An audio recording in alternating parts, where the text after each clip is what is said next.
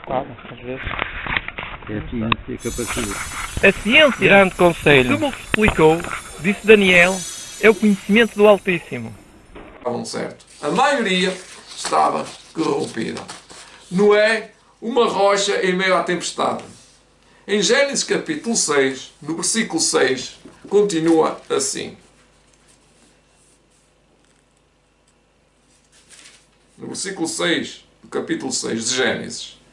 Então arrependeu-se o Senhor de haver feito o homem sobre a terra, e pesou-lhe em seu coração, e disse o Senhor: destruirei de todo a terra, sobre a face da terra, o homem que criei, desde o homem até ao animal, até ao réptil e até à ave dos céus, porque me arrependo de os ter feito. Noé, porém, achou graça aos olhos de Deus.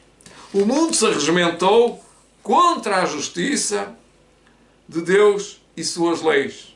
E Noé foi considerado um fanático.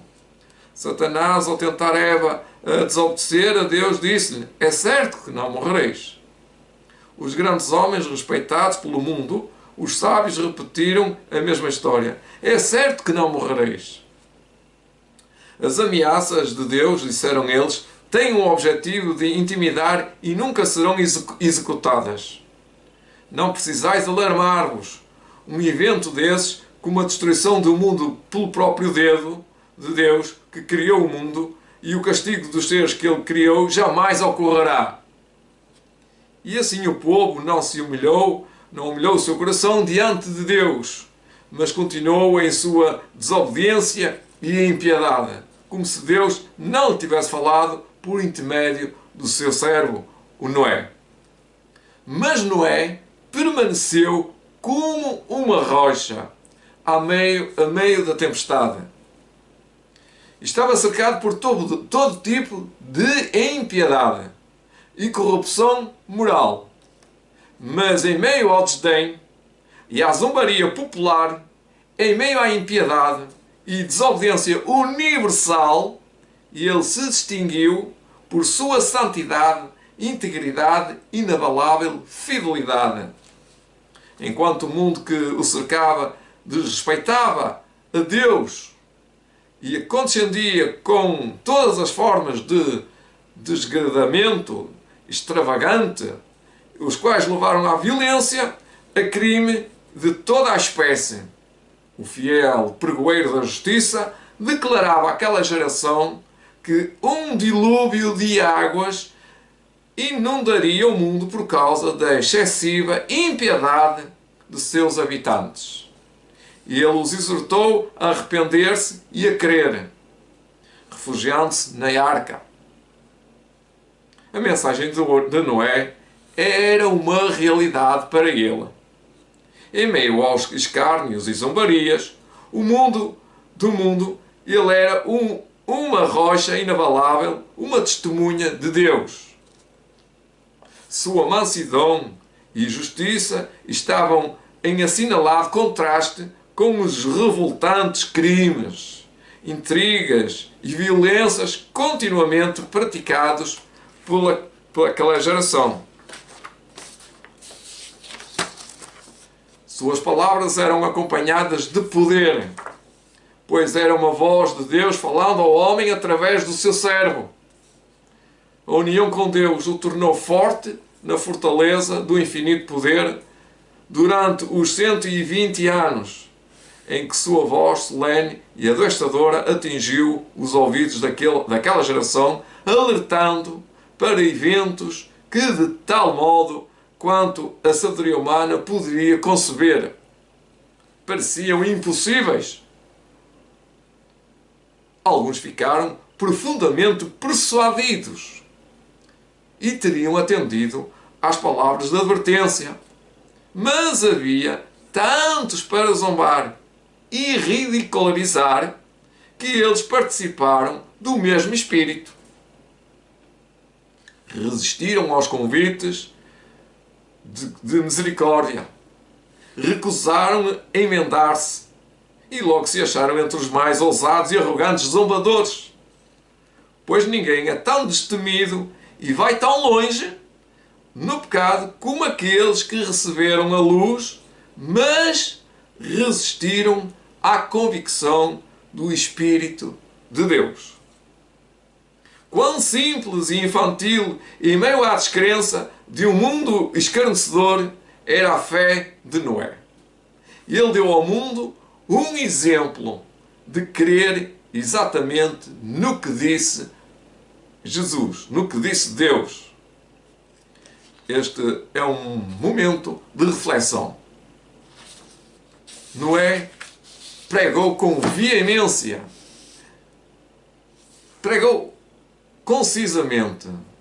Ele abriu o seu coração e disse o que ia acontecer. Ele disse exatamente o que Deus lhe tinha dito.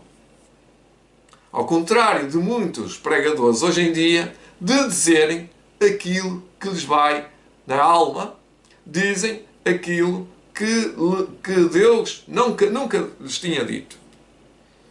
Noé não precisou de ser exortado por Deus para falar, para pregar. Ele era um pregoeiro da justiça. Nós também deveremos ser também uns pregadores da justiça. Mas para isso precisamos de coerência. Na verdade, de um espírito reto, como Deus o foi, ou na geração de Noé, e com a vida impoluta como a de Noé. Porque Noé achou graça aos olhos de Deus. Hoje em dia temos milhões de influências. No tempo de Noé tinha aquelas influências. Hoje em dia temos a influência, por exemplo, agora do Natal. O que é que vamos enfeitar no Natal? Quais são as luzes que vamos recolocar? Isso são más influências. É tudo influências. Quando nós não estamos contristados com o nosso pecado e com o pecado do mundo, sabemos que muitas coisas que se fazem estão erradas. E muitas vezes eu pergunto, porquê é que eu vou ver este filme? Eu já parei de ver certas coisas nas televisões, nos YouTubes, por exemplo, nas internets, principalmente no Hollywood, na TV a cabo. Porquê? Porque essas coisas são, muitas delas, a maioria, mentira.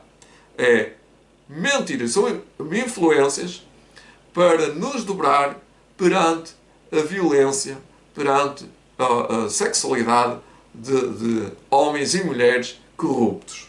Dito tudo isto até aqui, nós temos que dizer que Noé representava o caráter de Jesus Imaculado. E nós, aqui também, na Terra, devemos também representar o caráter imaculado de Jesus. Representar quer dizer que devemos ser imitadores. E quando assim formos, seremos chamados, como Noé, fanáticos, hereges, joio, enfim, uma série de coisas, menos profeta de Deus. Pouquinhos, como costuma dizer, vão reconhecer os profetas, ou a voz da advertência dos servos de Deus. Chegados aqui, temos que dizer que o mundo antediluviano era muito igual ao de hoje. Como é que é o que está hoje? Como é que nós vivemos hoje? Hoje vamos ao supermercado, vamos às compras e dá vontade de bradar aos céus, como costuma dizer. As pessoas estão totalmente convertidas ao espírito deste mundo. Não só agora, mas em todo. Foi o Carnaval, e depois foi a Páscoa, e depois foi as férias, e depois das férias vem já logo o Natal, e depois do Natal vem o Ano Novo, e andamos numa substância que se chama as festas da carne. E aqui chegados, nós nos contristamos, nos ajoelhamos, nos convertemos e precisamos de espelhar o caráter imaculado de Jesus. Isto está em Efésios. Eu gostaria de ler Efésios, que esta hora devia estar na nossa cabeça Efésios todo completo, mas eu gostaria de ler um versículo, que diz, capítulo 1, versículo 18, tendo iluminado os olhos do vosso entendimento, para que saibais qual seja a esperança da sua vocação e as quais as riquezas da glória da sua herança nos santos, e qual sobre a excelente grandeza do seu poder sobre nós, os santos, os que cremos segundo a operação da força do seu poder, que manifestou em Cristo Jesus, ressuscitando os mortos e pondo à direita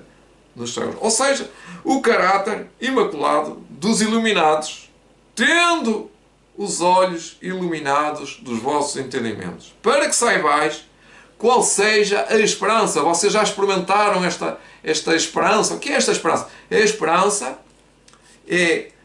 não é a vinda de Jesus aqui.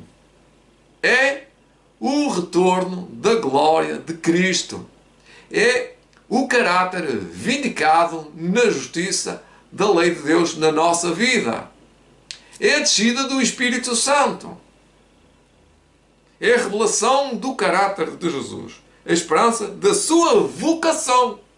Qual era a vocação de Jesus? Era imitar o Pai, fazer as obras do Pai, representar o Pai. E o próprio Jesus disse em São João, vamos lá, mais um bocadinho atrás, se continuarmos, vemos que Jesus em São João capítulo 6, ou capítulo 6, não é? Vamos lá, capítulo 6. Devíamos demorar-nos muito mais nas Escrituras. No capítulo 14, então, afinal é no 14, desculpem lá. São João, capítulo 14, versículo 7. Se vós conhecesseis a mim, disse Jesus, também conhecerias a meu Pai, e já desde agora conhecereis e o tendes visto. Então, nós não vemos o Pai, vemos aqui através de Jesus. Disse-lhe Filipe: Senhor, mostra-nos o Pai, o que nos basta. Isto quer dizer que a revelação da substância do Pai estava na pessoa de Jesus. A vocação de Jesus. Qual era a vocação de Jesus? Está aqui, no versículo 9. E ele disse Jesus: eu estou há tanto tempo convosco. Estava há tanto tempo, há 3 anos e meio. E não me tendes visto, Filipe. Filipe, quem vê a mim, vê o Pai. Como dizes, mostra-nos o Pai. Ou seja, quem vê a mim, vê o Pai, disse Jesus. E agora o que é que nós podemos dizer? Na nossa vocação. A vocação de Jesus era representar o Pai. E a nossa vocação é representar Jesus. Quem vê a mim, vê Jesus? Pergunto eu. Então está tanto tempo convosco e não tendes visto Jesus? Pergunto eu. E vocês respondem: mas eu só vejo o Fernando. Ainda é? E você não vê Jesus. Quem vê a mim tem que ver Jesus. E mostra-nos Jesus. Mostra-me. Então eu posso mostrar. Quando eu ligo para uma televisão, eu tenho vontade de desligar. Quando vou às compras, não compro as coisas que este mundo quer. Quando vejo uma mulher assim, como era... pronto, não pode dizer olhos azuis, não é? O que é que eu tenho que fazer? Oração. Eu tenho que fechar o meu coração e tenho que pedir a Deus que me livre da tentação. Então, a mudança não é no aspecto físico, não é no aspecto, mas é no aspecto espiritual, nos atos, nos meus atos. A nossa natureza está sendo transformada. Está a ser transformada ou à imagem de Deus, tem que ser à imagem de Jesus. Então mostra-nos o Pai. O que nos basta. Este mundo precisa de saber realmente quem é a pessoa de Jesus. Porquê? Porque ele representa a vitória sobre o pecado, sobre a tentação. E este mundo está cheio de... Como eu ia dizer agora, vou fazer uma história pequenina que hoje aqui eu fiz. Fui ao supermercado e vi tantas bolas vermelhas, tantas bolas, tantas cores, que eu disse, se o Pai Natal estivesse aqui até se ria. Claro que o Pai Natal estava lá até estava lá, muitos pais natais. Os pais natais até se riem. Isto quer dizer que o mundo anda tão entretido